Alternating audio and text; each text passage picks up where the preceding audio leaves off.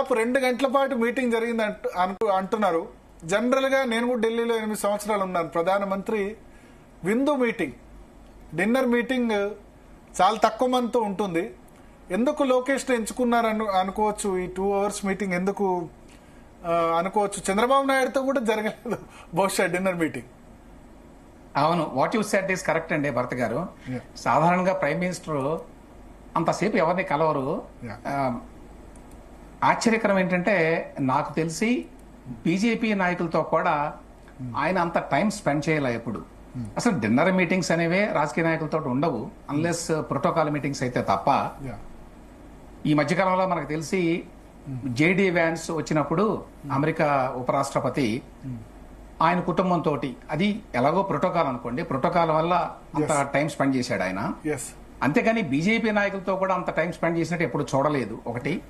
రెండవది, ఇంతకుముందు మీరు చెప్పినట్టుగానే చంద్రబాబు నాయుడు గారితో కూడా ఎప్పుడు డిన్నర్ మీటింగ్ కాలేదు నాకు తెలిసి.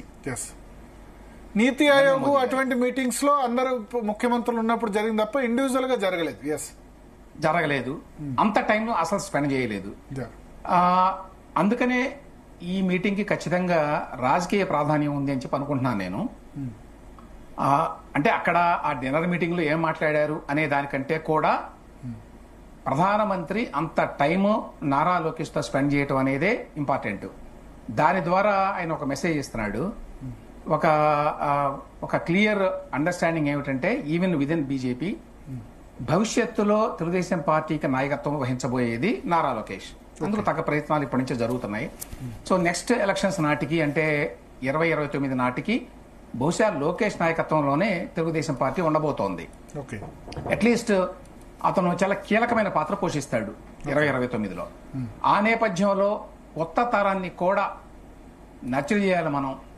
ఎందుకంటే బీజేపీకి ఇప్పుడు చాలా కంఫర్టబుల్ గా ఉంది ఆంధ్రప్రదేశ్ లో. ఇన్ఫాక్ట్ టీడీపీ తోటి గనక ఈ పొత్తు లేకపోతే ఈసారి ఢిల్లీలో కూడా ప్రభుత్వాన్ని ఏర్పాటు చేసే పరిస్థితి లేదు, అందరికి తెలుసు మనకి. ఆ ముందు జాగ్రత్తతోటి వాళ్ళు పొత్తు పెట్టుకోవటం, ఆ పొత్తు పెట్టుకున్నందుకు గాను నిజంగానే తెలుగుదేశం మద్దతు ప్రభుత్వాన్ని నిలపడానికి, ప్రభుత్వాన్ని నడపడానికి ఇవాళ కావాల్సి వచ్చింది. దాన్ని దృష్టిలో పెట్టుకొని మనం ఎవరిని దూరం చేసుకోకూడదు. మీరు గమనిస్తే 2014 నాటికి ఇప్పటికీ నరేంద్ర మోదీ గారిలో చాలా మార్పు వచ్చిందండి. అదేంటంటే నెట్వర్క్ రిలేషన్షిప్స్ ఆయన బాగా పెంచుకుంటున్నాడు. అంటే హ్యూమన్ రిలేషన్స్ గతంలో కంటే ఇప్పుడు మీరు చూస్తే ఆయనలో కొంత మార్పు వచ్చింది. వ్యక్తిగతమైన సంబంధాలు పెంచుకోవాలి అనేటువంటి ఒక తత్వం.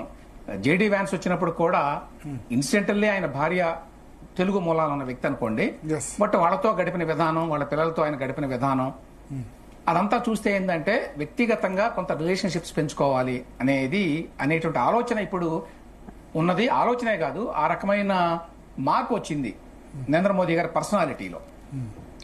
ఇప్పుడు ఇది ఆయన వ్యక్తిగతం మాత్రమే కాదు, ఇది బీజేపీ రాజకీయ భవిష్యత్తు కోసం కూడా. ఎందుకంటే భవిష్యత్తులో ఆంధ్రప్రదేశ్లో కానివ్వండి, తెలంగాణలో కానివ్వండి, 2 తెలుగు రాష్ట్రాల్లో బీజేపీ పాతుకోవాలి అంటే, బీజేపీ అక్కడ జెండా ఎగరేయాలి అంటే ఇప్పటి నుంచి కొన్ని ప్రయత్నాలు మొదలుపెట్టాలి.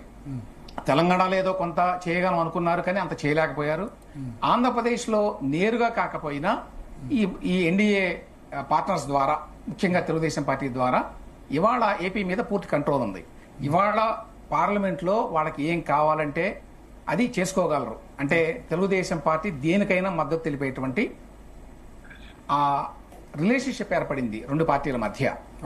So it's as good as having a BJP government in Andhra Pradesh. అదే రకంగా రేపు తెలంగాణలో కూడా కావాలి.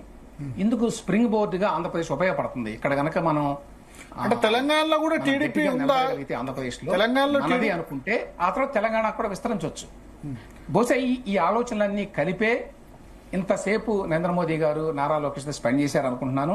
ఆ మీటింగ్ లో ఏం జరుగుతుంది అనే దానికంటే కూడా ఆబ్వియస్లీ ఆ మీటింగ్ లో ఏం జరుగుతుంది, 2 తెలుగు రాష్ట్రాల్లో ఉన్న రాజకీయ పరిస్థితులు ఏమిటి, భవిష్యత్తు ఎట్లా ఉండబోతోంది, నారా లోకేష్ గురించి కూడా బహుశా ఆయన అడుగుంటాడు, నీ ఆలోచనలు ఏమిటి, నువ్వు ఏం చేద్దాం అనుకుంటున్నావు ఏంటి అని. To better know the personality, person కూడా తెలుసుకోవాలి కదా.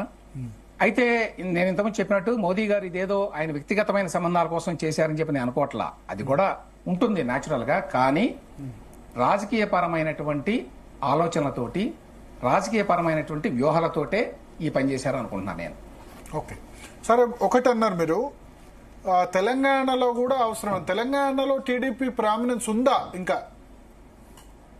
టీడీపీకి ఎందుకంటే లోకల్ బీజేపీ లీడర్స్ అయితే వ్యతిరేకిస్తున్నారు తెలుగుదేశం. ఇప్పుడు ఎంతో కొంత బలం ఉంది, అదంతా ఇప్పుడు చాలా ఇరోడ్ అయిపోయింది, చాలా వరకు పోయినట్టే. అయితే ఇప్పటికీ ఏమిటంటే బీజేపీకి కొంత హెల్ప్ చేసేటువంటి అవకాశం ఉంది టీడీపీ రావడంతో బీజేపీకి ఏదో గొప్ప మేలు జరుగుతుంది తెలంగాణలో అని కాదు, కానీ తెలుగుదేశం పార్టీని ఎంకరేజ్ చేస్తే బీజేపీ కూడా తెలుగుదేశం పార్టీకి సాంప్రదాయకంగా తెలంగాణలో ఉన్న కొంత బలాన్ని మళ్ళీ రికవర్ చేసేటువంటి అవకాశం ఉంది. ఆ రికవర్ చేసిన బలాన్ని బీజేపీకి ఉపయోగపడే విధంగా ఎన్నికల్లో మార్చుకోవడానికి కూడా అవకాశం ఉంది. సో ఆ రకంగా దానిని కూడా ఎక్స్ప్లోర్ చేస్తారు అని చెప్పి అనుకుంటున్నాను.